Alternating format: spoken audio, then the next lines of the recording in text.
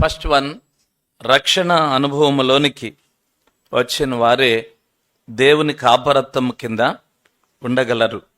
కనుక దేవుడు ఎవరికి కాపరిగా ఉండగలడో వారు దేవుని చేత నడిపించబడగలరు. 17వ వచనములో సింహాసన మధ్యమందుండు గొర్రెపిల్ల వారికి కాపరి అయి, యేసు ప్రభుని ఇంకా ఎరగకపోతే, మీలో ఎవరైనాను పాపక్షమాపణ పొందకపోతే, మనశ్శాంతి పొందకపోతే పాపక్షమాపణ పొందండి యేసు ప్రభుని నమ్ముకుని. ప్రభు చెప్పాడు, నా యొద్దకు రండి, నేను మీకు విశ్రాంతి కలుగు చేసేదను అని చెప్పాడు. కనుక దేవుడిచ్చే విశ్రాంతిని పాపములు ఒప్పుకుని విడిచిపెట్టడం ద్వారా మనం పొందగలం. సంవత్సరాలు మారుతున్నాయి. మంచి మదర్, మంచి ఫాదర్, మంచి చదువు, మంచి ఆరోగ్యం, మంచి అన్ని పరిస్థితులు, భౌతిక సంబంధమైన జీవన సరళి విధానం, ఆ తర్వాత మంచిగా మందిరం, దేవుని సేవకులు, అలాగా దేవుని సన్నిధి, ఇవన్నీ అనుభవిస్తూ సంవత్సరాల తరబడి ఇంకా మారు మనసు పొందకపోతే దేవుని యొక్క పరమ ప్రేమను, పరలోక ప్రేమను, దేవుని యొక్క ఆదరణకరమైన ప్రేమను, ఆశీర్వాదకరమైన ప్రేమను, దివ్యమైన ప్రేమను మనము వాడుకుంటున్నాం. జస్ట్ అంతే. దానిని సద్వినియోగం మాత్రం చేసుకునడం లేదు. సద్వినియోగం అంటే మంచిగా ఉపయోగించుకునడం లేదు.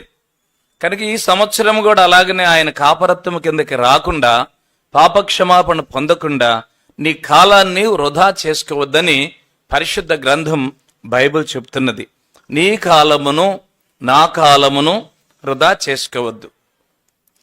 ఎవరైనా 17 ఏళ్లకు మారు మనసు పొందినారు, 14 ఏళ్లకు మారు మనసు పొందినారు అంటే నాకెంతో సిగ్గు కలిగిద్ది. నేను 21కి మారు మనసు పొందినాను. ఎవరన్నా 17, 14, జాన్ విక్టర్ గారు 14 ఇయర్స్కే నేను మారు మనసు పొందినాను అని సాక్ష్యం చెప్తాడు. అవి వింటున్నప్పుడు నాకు అనిపించింది, నేను కూడా అప్పుడు పొందినడితే బాగుండేది కదా, నేను చాలా ఏళ్ళు లేట్ చేసినానని చెప్పి ఆ కాసేపు సిగ్గుపడతా. ఆ సాక్ష్యం అయిపోయిన తర్వాత మళ్ళీ అది నేను కొంచెం మర్చిపోతాను. అలాగా మీకు కూడా సిగ్గు కలగడం లేదా? మందిరానికి వస్తూ మారు మనసు పొందకుండా సంవత్సరాల తరబడి ఊరక కాలాన్ని వ్యర్థపరుచుకుంటూ 10th క్లాస్లో ఉన్నావో, ఇంటర్మీడియట్ చదువుతున్నావో, డిగ్రీ చదువుతున్నావో, పీజీ చదువుతున్నావో, ఇంజనీరింగ్ చదువుతున్నావో, మెడిసిన్ చదువుతున్నావో, పిహెచ్డి చేస్తున్నావో, అలాగా జీవితంలో మంచి భార్య భర్త, ఇలాగ పిల్లలు కానీ సంసార జీవితంలో కొనసాగుతున్నావో మంచిదే. ఏదైనా దేవుడిచ్చిన అనుభవిస్తున్నావు. మారు మనసు పొందినావా? బాప్తిజం తీసుకున్నావా? ఎందుకు కాలాన్ని వృధా చేస్తుంటున్నావు? ఏం కోరిక ఉన్నది? ఇంకా ఏమి నీకు ఆశలున్నాయి?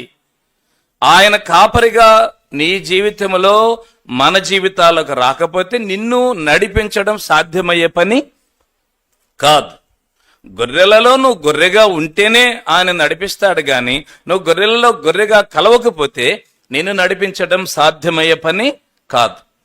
కనుక మారు మనసు పొందాలని ప్రభు ప్రేమతో ఈ కొత్త సంవత్సరములో శుభ ఆహ్వానాన్ని యేసుక్రీస్తు నామములో నీకు అందిస్తుంటున్నాం. అట్లానే నేను చిన్న ప్రేమతో కూడిన ఏమిటంటే, ఈరోజు కొంతమంది సేవకులు మీరు బైబిల్ కుటుంబ ప్రార్థన పెట్టుకోకపోయినా, బైబిల్ ఇంట్లో చదవకపోయినా, అసలు మీరు బైబిల్ పల్లవులో బైబిల్ ఎత్తొద్దు అంటారు.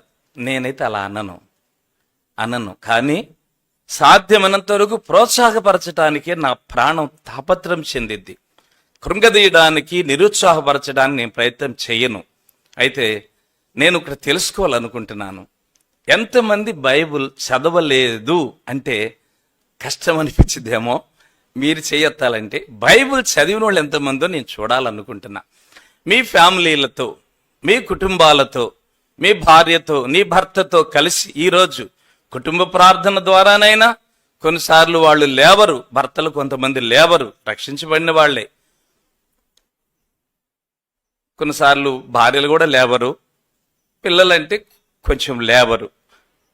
పోనీ ఎలా అయినా లేచిన వాళ్ళతోనైనా ఫ్యామిలీ ప్రేయర్ పెట్టుకుని వాక్యం చదివి ఉంటే ఇప్పుడు మెజారిటీగా ఉంటారు కదా ఎక్కువ చదువుకున్న వాళ్ళు, అందుకే నేను చూపించాలని నేను కూడా చూద్దాం అనుకుంటున్నాను. ఎందుకు అనంటే,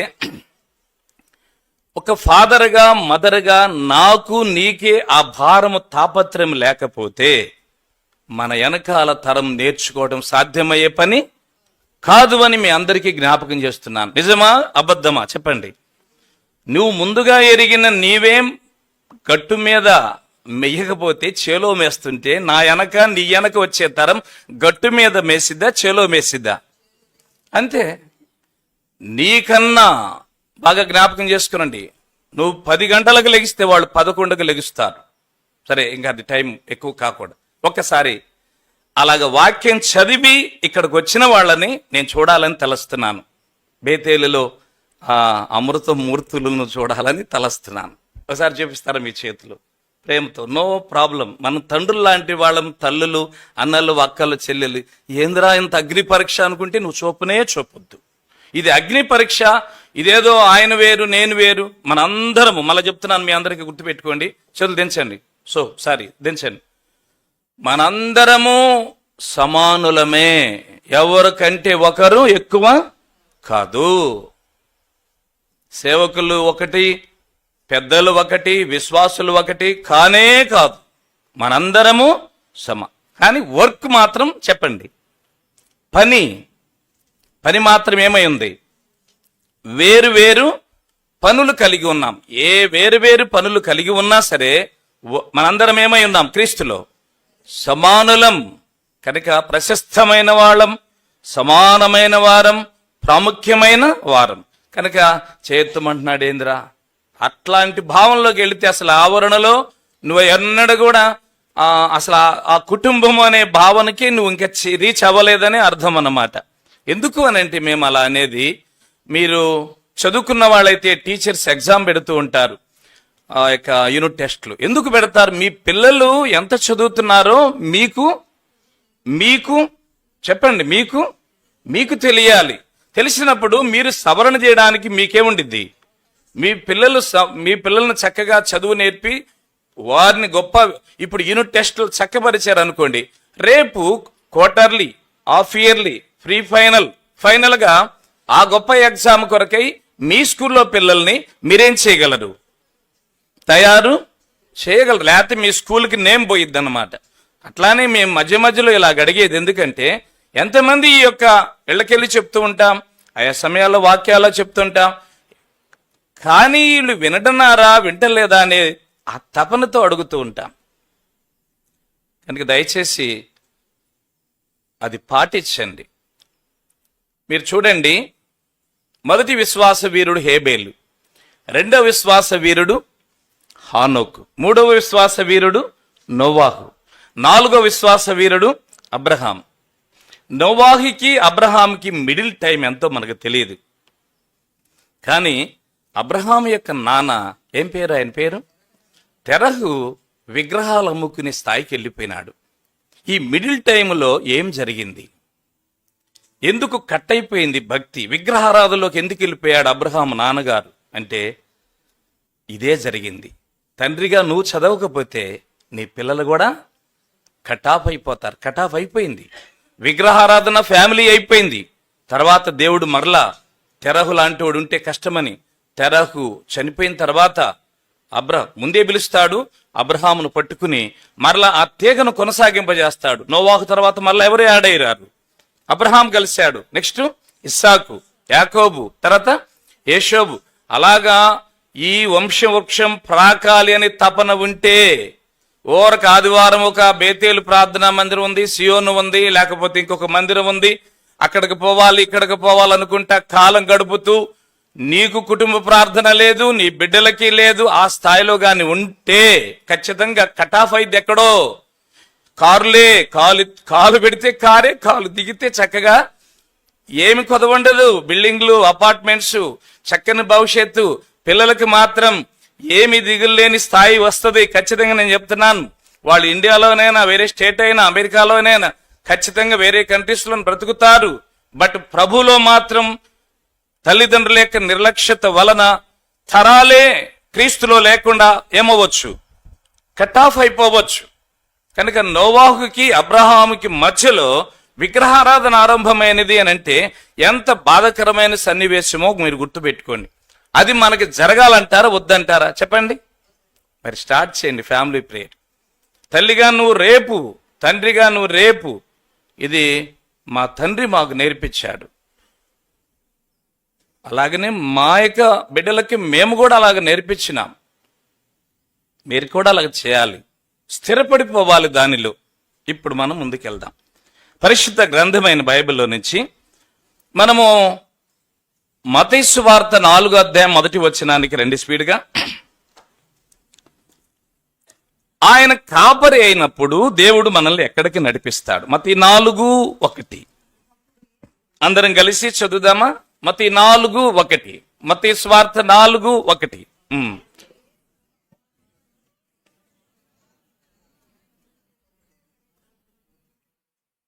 మరొకసారి చదువున్నా. అప్పుడు యేసు ఆయన కాపరి అయితే అరణ్యమునకు నడిపిస్తాడు. దేని వల్ల నడిపిస్తాడు? ఆత్మ ద్వారా. నేను మార్కులో ఏముందో, లోకాలో ఏముందో కూడా చూపించాను. ఇక్కడేమో ఆత్మ చేత కొనుపోబడిన ఉంది. లోకాలో మార్కులో కూడా ఏముందో చూడండి. మార్క్స్ వార్త మొట్టమొదటి అధ్యాయం, మార్క్స్ వార్త 1:12. వెంటనే పరిశుద్ధాత్మ ఆయనను చదవండి, ఆయనను తోసుకుని పోయిందంట. తోసుకుని పోయేది ఎప్పుడు? పోనప్పుడు తోసుకుని తీసుకెళ్తాం. లూకాసు వార్త చూడండి 4వ అధ్యాయం 1వ వచనం. యేసు పరిశుద్ధాత్మ పూర్ణుడై యోర్దాను నది నుండి తిరిగి వచ్చి 40 దినములు ఆత్మచేత అరణ్యములో నడిపించు. కొనుపోబడెను, తోసుకుని పోబడెను. తర్వాత ఈ మూడిట్లో ఏది బాగుంది?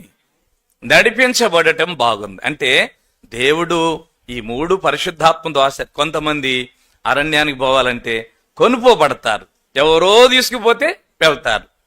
కొనుపోబట్టం అంటే ఏంది? ఎవరో దేవదూతలు వచ్చి లాజరుని అబ్రహాము రొమ్మునకు కొనుపోయాను, తీసుకుపోయాలి. కనుక ఎవరో తీసుకుపోవాలి. తోసుకుని పోవడం అంటే అది కూడా ఇంకొకరి ద్వారా నెట్టబడాలి బలవంతంగా. 3వది నడిపించబడటం అంటే ఎవరు అవసరమలా, కనుక మనమే వెళ్ళగలం. కనుక ప్రభు ఆత్మ నడిపించడం అనేది కొత్త సంవత్సరంలో మనల్ని అరణ్యములోనికి తీసుకుని పోతాడంట. బైబిల్ చరిత్ర చాలా గొప్పది. దానిని చాలా పరిశుద్ధంగా, ఓర్పు తత్వంతో, ప్రేమతత్వంతో, నిదానంగా, మంచి మనసుతో, ఎదుటివానికి హాని లేని తలంపుతో, దురాలోచన లేని తలంపులతో మనం చదవాలి. ఇంట్లో భార్య అయినా, భర్త అయినా, బిడ్డలైనా సర్వ యాంగిల్స్లో ఆ మంచి తలంపులే మనలో కలగాలి. కలిగినప్పుడే మంచిగా ఇది అర్థమైద్ది. లేకపోతే వారి మీద మనం వ్యసన పడుతూ కానీ బైబిల్ చదివితే ఇది మనకి ఇంకొక రూట్లో అర్థమైద్ది. ఆ విధానమే మనము ప్రజల మీద కూడా వీలైతే అలాగా, ప్రజల మీద అంటే సంఘం కావచ్చు, ఉద్యోగాలు, వ్యాపారాలు, అక్కడైనా ఇక పబ్లిక్ మీద పడిపోతాం మనం ఆ శాంతి ఆదరణ లేని పరిస్థితుల్లో. అందుకనే మంచి మనసుతో చదివినప్పుడు ఇది బాగా అర్థమయ్యే అవకాశం ఉండిద్ది. ఇప్పుడు యేసు ప్రభు వారు పోయిన వారు మనం చూస్తున్నాం అరణ్యములో 3 సందర్భాలు ఆయన 3 సన్నివేశాలలో విజయం పొందాడు. అది మనం చూసినాం. మొదటిది ఆయన చూసిన అరణ్యములో 40 దినములు అపవాది చేత ఏమైనాడంట? శోధింపబడ్డాడు. 2వది శోధన గెలిచాడు. 3వది శోధింపబట్టం, శోధన గెలవడం. 3వది అసలు అపవాది ఆయన్ని విడిచి వెళ్ళిపోయింది. శోధింపబడ్డాడు, శోధన గెలిచాడు. అపవాది, ఆ శోధించే అపవాది ప్రభువుని విడిచి వెళ్ళిపోయింది. ఎప్పుడు జరిగిందంటే ఆయన ఆ కొండ మీదకెళ్ళి రాత్రులు పగళ్ళు అవకాశం ఉన్న కొలది ఏం చేసినాడు? ప్రార్థన చేస్తున్నాడు. అంటే క్రైస్తవ జీవితానికి ప్రభు మొట్టమొదట నేర్పించాలి అనుకుంటుంది స్తుతి కం ప్రార్థన, ప్రార్థన కం స్తుతి. ఇది చాలా అవసరం. అది ఉదాహరణకి ఇప్పుడు యేసు ప్రభు వారు తాను ఎలా నేర్చుకున్నాడో ఇజ్రాయేలీని కూడా ఐగుప్తులో నుంచి వాళ్ళని అన్ని సంవత్సరాల వేదన, 400 సంవత్సరాల వేదన బాధ నెక్స్ట్ వెంటనే దేనిలో ప్రవేశించే అరణ్యములోనికి. చాలాసార్లు 430 సంవత్సరాలనే తలంపు నాకు చాలా ఏండ్లు అట్లా ఉండిపోయింది. అబ్రహామును పిలిచినప్పటి నుంచి లెక్క వేసుకోవాలని చెప్పారు బైబిల్ పండితులు. వారు ఉంది 400 ఇయర్సే. ఎక్కడ అబ్రహాముతో దేవుడు చెప్పింది ఆదికాండం 15వ అధ్యాయం, 400 సంవత్సరాలు పరాయి దేశములో నీ సంతతి వారు దాసులుగా ఉంటారు అని చెప్పాడు. 400 అంటే ఎన్నేళ్ళు? 400 ఇయర్స్. మరి 30 ఇయర్స్ ఏంటంటే అబ్రహామును పిలిచినప్పటి నుంచి మొదలుపెట్టి లెక్కేస్తే ఎన్ని కలుస్తాయి? 30. ఈ 30 ఏళ్లు రీచ్ అయ్యేలోపు ధర్మశాస్త్రం వాళ్ళకి ఇచ్చాడు. అంటే ధర్మశాస్త్రం వాళ్ళ చేతికి వచ్చే నాటికి వాళ్ళు అప్పటికి ఐగుప్తులో నుంచి ఎక్కడికి వచ్చేసినారు? అరణ్యములోను కూడా వచ్చేసినారు. 430 ఇయర్స్ అబ్రహాంను పిలిచినప్పటి నుంచి లెక్క పెట్టుకో. అంటే ఆ వాగ్దానం ఇచ్చినప్పటి నుంచి, అది 15వ అధ్యాయంలో వాగ్దానం ఇచ్చాడు అక్కడి నుంచి. కనుక ప్రభువైన దేవుడు ఇలాంటి అవకాశం మనకు దొరికినప్పుడు, ఇప్పుడు ఈరోజు మనం దేవుని యొక్క వాక్యములో ఇశ్రాయేలీల అరణ్యములోకి వచ్చినారు. యేసుక్రీస్తు ప్రభువు వలె ఎంతమంది ఆ శోధన జయించారు? ఎంతమంది ఆ శోధన విజయం పొందటమే శోధనకి ఎట్లా యేసు ప్రభు అసలు ఆ శైతాన్ని కూడా దూరపరుచుకోగలిగినాడు. కొంతమంది ఆ ఆత్మీయ అనుభవంతో ఉన్నారు, కొంతమంది అలా లేరు. అసలు ఆ తీసుకెళ్లిన అరణ్యాన్ని బట్టి వాళ్ళు ఎంతో బాధపడ్డారు. చూడండి, అరణ్యములో కొంతమంది ఆత్మీయ అనుభవం ఎలా ఉన్నదో, కొంతమందిది ఎలా ఉన్నదో మీకు చూపించాలని తలుస్తున్నాను. 1 కొరింథీ 10వ అధ్యాయం. 1 కొరింథీ 10వ అధ్యాయం. 1 కొరింథీ 10వ అధ్యాయం 1వ వచనం చదువుదామా?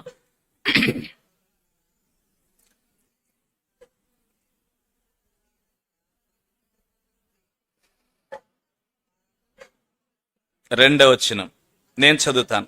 నేను చదువుతాను. అందరూ మోషేని బట్టి మేఘములోను సముద్రంలో బాప్తిజం పొందిరి. 3 అందరూ ఆత్మ సంబంధం ఒకే ఆహారమును. 4 అందరూ ఆత్మ సంబంధం ఒకే పానము చేసిరి. ఏలయనగా తమ్మును వెంబడించిన ఆత్మ సంబంధ బండలోని త్రాగిరి. ఆ బండ క్రీస్తు. 5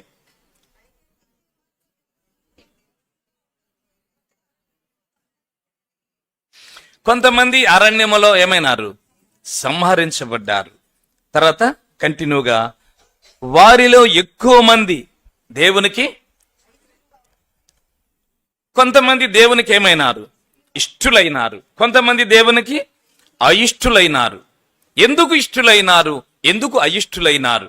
బేతేలికి రా, సియోనుకు రా, హెబ్రోనుకు వెళ్ళు, లేదు యెరూషలేముకు వెళ్దాం.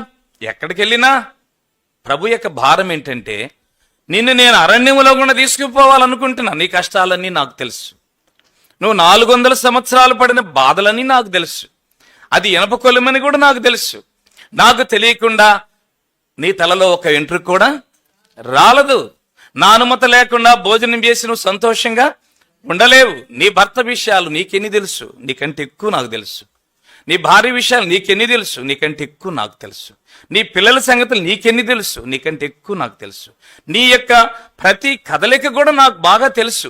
తెలిసి కూడా నేను ఎందుకు నిన్ను నడిపించినానంటే, నిన్ను తయారు చేయాలి, నిన్ను సిద్ధపరచాలి. ఈ అరణ్యం నీకు ఆశీర్వాదం, ఈ అరణ్యం నీకు శుభం, ఈ అరణ్యం నీకు సంతోషం ఇస్తుంది. ఈ అరణ్యంలో నువ్వు పొందవలసిన పరమ దీవెనలన్నీ పొందుతావు. అరణ్యం నీకు అవసరం. దేవుడు అవసరమును బట్టి తీసుకుని పోతున్నాడు గాని అనవసరంగా తీసుకుని వెళ్ళడు. ఏ కాపరి కూడా గొర్రెలను నీళ్లలో తీసుకుపోడు, గొర్రెను మంటల్లో కూడా తీసుకుని పోడు. ఏ కాపరి కూడా గొర్రెలను పచ్చిక లేని ప్రదేశాలకు, ఎండిపోయిన ప్రదేశాలకు తీసుకుని వెళ్ళడు. మరి ఆ మార్గంలో తీసుకుని పోతున్నాడంటే ఆ మార్గం దేవునికి ఎంతో ఏమైనది. మీరిప్పుడు ఏ పరిస్థితిలో గుండా వెళ్తున్నారో ఆ పరిస్థితి దేవుని చిత్తమే అని చెప్పగలిగే వాళ్ళు ఎంతమంది ఉంటాం మనం? చాలామంది. చిత్తమే అవ్వచ్చులే, చిత్తం కాదని ఎవరు అంటున్నారు? చిత్తమేలే, చిత్తమే, చిత్తం కాదు ఎవరు అంటున్నారులే, చిత్తం కాదని ఎవరు అంటారు? ఎవరు అన్నారు చిత్తం కాదు అని? ఎటు తిప్పను వాడు తిప్పను అంతా ఇదెందుకు మరి? చిత్తం అనే తెలుసు కదా, చిత్తం అని తెలిసి అంతా ఈ చేతులు అటు బాను ఇటు బాను లోపలేదో కదలికలు గొడుగులు సనుగులు ఎందుకు వస్తున్నాయి అంటే చిత్తమని తెలుగున్నది చిత్తం. దేవుని మార్గాలు ఎప్పుడు కూడా పొరపాటు కూడా తప్పిపో. ఒక వచనం చదువుదాం మనందరం కలిసి. 135వ కీర్తన. మనందరితో దేవుడు మాట్లాడునుగాక. 135వ కీర్తన. మనందరినీ ప్రభు దర్శించునుగాక. నిజమైన దేవుని మార్గాలను అర్థం చేసుకుందాముగాక. 135 చదువుదామా? ఒక వచనం చదువుదాం. సణుగుబాక, మంచి కోడల్నిస్తే సణుగుతావు, మంచి అల్లుడినిస్తే సణుగుతావు. ఆరంభంలో చదవండి 35లో ఒక వచనం. ఏం చదవాలంటారా? 6వ వచనం. 6 యెహోవా గొప్పవాడు, యెహోవా గొప్పవాడు, లాడు, LORD లాడు. యెహోవా అంటే క్యాపిటల్ ఎల్ ఉండిద్ది, యేసు ప్రభు అంటే స్మాల్ ఎల్ ఉండిద్ది. ఇంగ్లీష్ బైబిల్ అయితే గుర్తుపెట్టుకోండి. యెహోవాను గురించి రాస్తే క్యాపిటల్ ఎల్ ఉండిద్ది, యేసు ప్రభుని గురించి రాస్తే స్మాల్. ఇప్పుడు చదవండి. యెహోవా గొప్పవాడు, మన ప్రభు సమస్త దేవతల కంటే గొప్పవాడు. 6 ఆకాశమందును భూమి యందును సముద్రముల యందును మహాసముద్ర యందును ఆయన తనకిష్టమైనదంతయు ఇప్పుడు మనల్ని ఏ మార్గమును తీసుకుని పోవాలి ఆ మార్గంలోనే ఇశ్రాయేలుని తీసుకుని పోతున్నాడు అంటారా? తప్పు మార్గం అంటారా? ఇప్పుడు మనం సన్నగొచ్చా సనగకూడదా? సనగటానికి వీలు లేదు. ఒకసారి చూడండి, కొందరు ఇష్టులైనారు, కొందరు అయిష్టులైనారు. ఎందుకు? వాళ్ళు మనుషులేగా. ఒక యేసు ప్రభువుకే ఇది తగునా? లేదు, నాకు కూడా తగును, నేను కూడా ఇష్టుని కాగలను అని చెప్పగలిగినారు కొంతమంది అసలు అరణ్యంలో రాలిపోయినారు. ప్రభు బిడ్డలారా, మధ్యలో మనం ఖమ్మం తిమోతి అంకులు పెద్ద సేవకులు పరలోకంలో ఉన్నారు. ఖమ్మంలో బాప్తిసాలు ఇచ్చిన తర్వాత ఇటుపక్క ఒక 50 మంది, ఇటుపక్క ఒక 50 మంది. మళ్ళా కొన్ని సంవత్సరాల పాటు ఇంకొక ఏరియాలో పనికి వెళ్ళిపోయాడు. మళ్ళా వెళ్ళి చూస్తే ఈ 50 మంది లేరు, 50 మంది లేరు. నేను వాడికి బాప్తిజం ఇచ్చాను కదా, ఆ సిస్టర్కి ఇచ్చాను కదా, ఆ బ్రదర్కి ఇచ్చాను కదా, ఎక్కడికి పోయినారు వాళ్ళని అంటే, ఆడు పోయినాడు పాస్టర్ గారు, ఇటు పోయినాడు పాస్టర్ గారు, ఆమె అటు పోయింది పాస్టర్ గారు, ఈమె ఇటు పోయింది పాస్టర్ గారు, ఆమె ఆ చర్చికి పోయింది, ఏమి చర్చికి పోయింది. టోటల్గా ఎవరో కొద్దిమంది మిగిలినారు అని చెప్పినారంట. ఎందుకు ఎందుకు స్కాటర్డ్ అయిపోయినారు, ఎందుకు ఉండలేకపోయినారు, చెదిరిపోయినారు అంటే కనుక మెజారిటీ లక్ష్మణ్ గారు అంటాడు, అప్పుడప్పుడు కొన్నిసార్లు దేవుని ఇంటి ద్వారా కూడా కొన్ని ఇబ్బందులు జరిగి ఉండొచ్చు, కానీ మెజారిటీ స్వయంకృత అపరాధాల వలననే వారు అరణ్యములో శవములై రాలిపోయినారు. కనుక అరణ్య మార్గములో మనకు అవసరమని తీసుకుపోయేటప్పుడు ఆరాధన ప్రార్థన కొనిపో. ఎట్టి పరిస్థితులలో అరగంట సేపు వర్తమానం చెప్పి 45 నిమిషాలు వర్షిప్ ఒరిజినల్గా చేపించి ఒక పావుగంట పాట పాడిస్తాం. ఆ విలువ తెలుసు అసలు మీకు చాలా మందికి? ఏమండి, ఒక అరగంట సేపు వర్తమానం తర్వాత 45 నిమిషాలు ప్రజల చేత వర్షిప్ చేయించి ఒక పావుగంట పాట, బైబిల్ పల్లవి మొత్తం కలిపి పావుగంట. మొత్తం మీద వర్షిప్కి ఎంత టైము? 100 మంది ఉన్నా, 200 మంది ఉన్నా, 300 మంది ఉన్నా, 500 మంది ఉన్నా, 1000 మంది ఉన్నా, మన సంఘాల్లో గంట తగ్గకుండా మనము కూడా నా మనసు గంట సేపు అసలు గంటలో తగ్గించకుండా నాకు ఇవ్వాలని ఆశ. ఎక్కడున్నా నేను, నాకు గుర్తున్నంత వరకు నేను సియోన్ నుంచి సేవకి కాలు పెట్టాను, గురుజాల వెళ్ళాం, గంట సేపు వర్షిప్కి ఇచ్చాం అల్పమైన కొద్ది మందితో. ఆ తర్వాత ప్రతిపాడు వెళ్ళాం, గంట సేపు వర్షిప్కి ఇచ్చాం. ఆ తర్వాత వినుకొండ గంట సేపు వర్షిప్కి ఇచ్చినాం. ఆ తర్వాత నిడిబ్రోలు గంట సేపు, మళ్ళా సత్యనపల్లి గంట సేపు. మీ మధ్య కూడా ప్రియబిడ్డల, దాని ద్వారా ఏంటి తెలుసిన? వర్షిప్ = వార్ ప్లస్ షిప్, అంటే యుద్ధానికి ఉపయోగపడే నౌక లాంటిది. ఇక్కడ యథార్థంగా జరిగే ఈ వర్షిప్ వలన బాలురు ఎక్కయో చంటి బిడ్డల ఎక్కయో స్తుతి మూలముగా నేను ఒక దుర్గమును. ఎవరు బాలురు? మేము గొప్ప గొప్ప వాళ్ళం కదా, మనం గొప్ప గొప్ప వాళ్ళమే. యేసుప్రభు శిష్యులను ఏమన్నాడు తెలిసిన? చిన్న పిల్లలారా అన్నాడు. పిల్లలం మనం, నేర్చుకునే వాళ్ళం, ఎదుగుతున్న వాళ్ళం, ఉన్నత స్థాయికి వెళ్ళవలసి ఉన్న వాళ్ళం, ఒకరోజు ప్రభు పక్కన కూర్చోవలసిన వాళ్ళం. కనుక మనల్ని అంటాడు, మీ ఆరాధన వలన నేను దేవుని ఎదుటనున్న దుర్గములను ఏం చేస్తాను? పడద్రోస్తాను. సువార్తకి వెళ్తాం మనం సాయంకాలం. ఈ వర్షిపే అక్కడ మనల్ని కాపాడేది. ఇక్కడ జరిగే ప్రార్థనలే మనల్ని అక్కడ కాపాడతాయి. ఇక్కడ ఆత్మీయతే మనల్ని అక్కడ కాపాడిద్ది.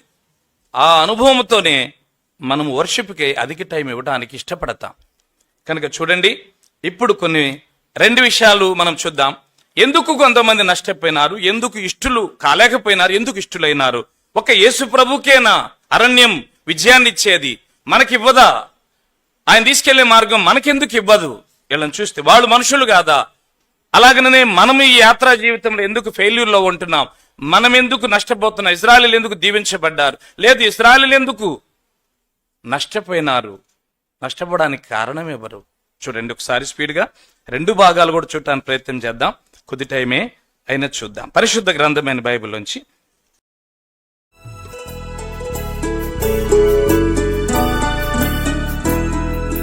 దేవునికి మనము తగినట్టుగా నడుచుకొనుటయే దైవ చిత్తము. క్రీస్తుననుసరించి నూతన జీవముతో నడుచుకొనుటయే కృపా సహితము. దేవునికి మనము తగినట్టుగా నడుచుకొనుటయే దైవ చిత్తము. క్రీస్తుననుసరించి నూతన జీవముతో నడుచుకొనుటయే కృపా సహితము.